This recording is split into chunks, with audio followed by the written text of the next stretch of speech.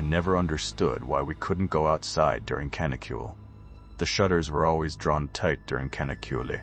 Mémé Sylvie, her face etched with 1,000 wrinkles, would shuffle through the house, ensuring every sliver of light was banished. "Not a crack, Antoine," she'd croak, her voice raspy like dried leaves.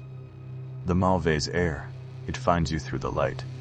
I was 12 that summer of '87, old enough to question, young enough to still be scared. Sophie, my little sister, just accepted it. Papa, worn down by the endless sun beating on his sunflower fields, obeyed Mémé without a word. Maman, though, I saw the doubt in her eyes.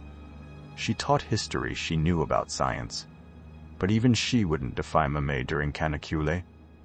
"It's just the heat, Antoine," Maman would say, wiping my brow with a cool cloth. "It makes people unwell." But it wasn't just the heat. It was the silence, the oppressive stillness that descended on the village between noon and 6. The birds stopped singing. The dogs stopped barking. Even the cicadas seemed to hold their breath. It was a silence pregnant with something wrong. Etienne, my best friend from the next farm over, was as restless as I was. "They say it's the mauvaise air," he whispered, leaning close to the shutters of my bedroom window. "Comes out when the sun is at its highest. Makes you see things, do things." Etienne loved the old stories, the scary ones. I usually rolled my eyes, but this canicule felt different, more intense. The villagers were on edge. Monsieur Dubois, the baker, usually jovial, snapped at Madame Moreau, the old woman who lived alone by the forest, accusing her of witchcraft. Even the curé, his face pale and drawn, seemed to be losing his faith. One afternoon, bored and stifled, I crept up to the attic. Dust motes danced in the faint light filtering through the cracks in the roof. It smelled of dry wood and forgotten things. I knew Mémé kept old documents up there, village records, family histories. Maybe, just maybe, I could find something about the mauvaise air.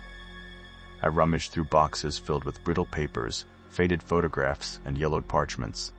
Most of it was dull birth certificates, land deeds, tax receipts. But then I found a leather-bound journal, its pages filled with spidery handwriting. It was old, maybe centuries old. The language was archaic, full of words I didn't understand, but I could make out fragments. Shadow in the sun, appeasement, the thirst. There were references to rituals, sacrifices, and a dark pact made by the founders of the village. My blood ran cold. I showed the journal to Etienne. He devoured it, his eyes wide. Sacrifices? What kind of sacrifices? I didn't know, and I didn't want to know. But the journal had awakened something in me, a need to understand, to uncover the truth, no matter how dark. That night, I couldn't sleep. I kept seeing the words from the journal swirling in my mind. Shadow in the sun, the thirst. I had a nightmare, a vivid, terrifying dream of a faceless figure standing in the middle of a sunflower field, its shadow stretching long and distorted in the midday sun. The next day, driven by a mixture of fear and morbid curiosity, I convinced Etienne to sneak out during the forbidden hours. Mémé was napping, Papa was in the fields close to the house, but still outside, Maman was reading to Sophie. It was now or never. We slipped out the back door, our hearts pounding in our chests. The heat hit us like a wall. The air was thick and heavy, shimmering with an unnatural intensity. The sun was a blinding white disk in the sky. Everything was silent. Too silent. We walked towards the sunflower fields, the flowers drooping under the relentless sun. The silence pressed down on us, suffocating us. I felt a prickling sensation on the back of my neck, as if we were being watched. Suddenly, a shadow flickered across the field, moving too fast, too erratically to be caused by the wind. It danced and writhed, taking on strange, impossible shapes. Etienne gasped. "Did you see that?" I nodded, my throat tight with fear. Then we heard it. A low, guttural growl, like something ancient and hungry. It seemed to come from everywhere and nowhere at once. We turned and ran, our legs pumping, our lungs burning. The growl followed us, growing louder, closer. We stumbled back to the house, slamming the door shut behind us. We huddled inside, panting, our bodies trembling. We had seen it, we had heard it, we had felt its presence. The mauvaise air was real, The next few days were a living nightmare. The incidents escalated. Cows went missing from their pastures. Madame Moreau, the old woman, was found raving in the forest, claiming she had seen the shadow in the sun.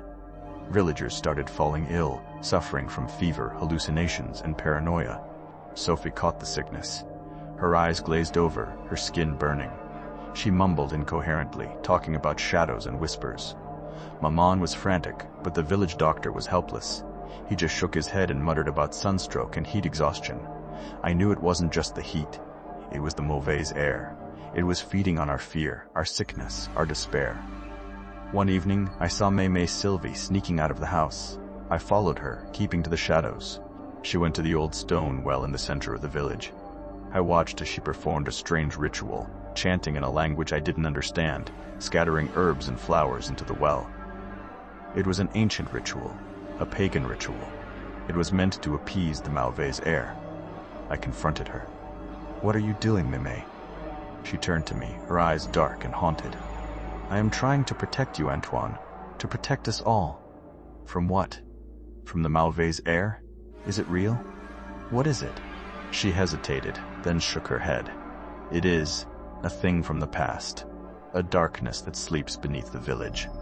It awakens during the canicule, when the heat weakens the barrier." "What barrier? What are you talking about?" "The truth, Antoine. The truth is the barrier. We must never speak of the things that happened here long ago. We must never remember." "But what happened?" I pressed. "What are you hiding?" She grabbed my arm, her grip surprisingly strong. "Stay away from it, Antoine. Stay inside. Forget what you have seen, or you will bring ruin upon us all." She turned and walked away, leaving me standing alone in the gathering darkness, my mind reeling. The truth. The truth was the barrier. What was the truth that Mémé was so afraid to reveal? I went back to the attic, back to the leather-bound journal. I pored over the faded pages, searching for clues. I spent hours deciphering the archaic language, piecing together fragments of information. Finally, I found it. A hidden passage, written in a code I had almost missed. It told a story of betrayal, of greed, of violence.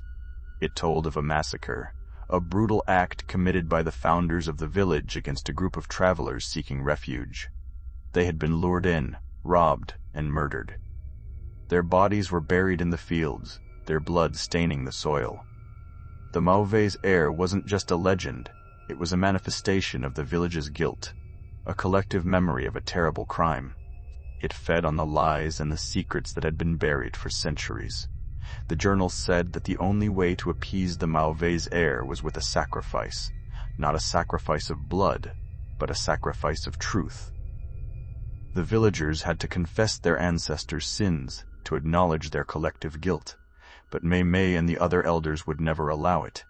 They had spent their lives protecting the lie, maintaining the barrier.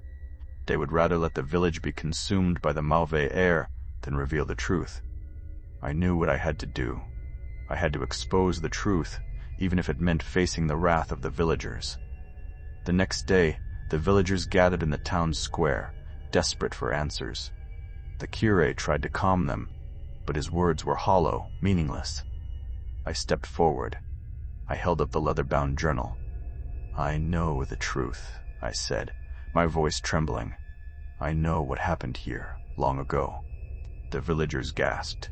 Mémé Sylvie stared at me, her face pale with horror. I told them the story of the massacre, of the betrayal, of the blood-stained fields. I told them about the mauvaise air, about how it fed on their lies and their secrets. The villagers were divided. Some believed me, their faces etched with shock and disbelief. Others dismissed me as a madman, possessed by the heat, by the mauvaise air itself.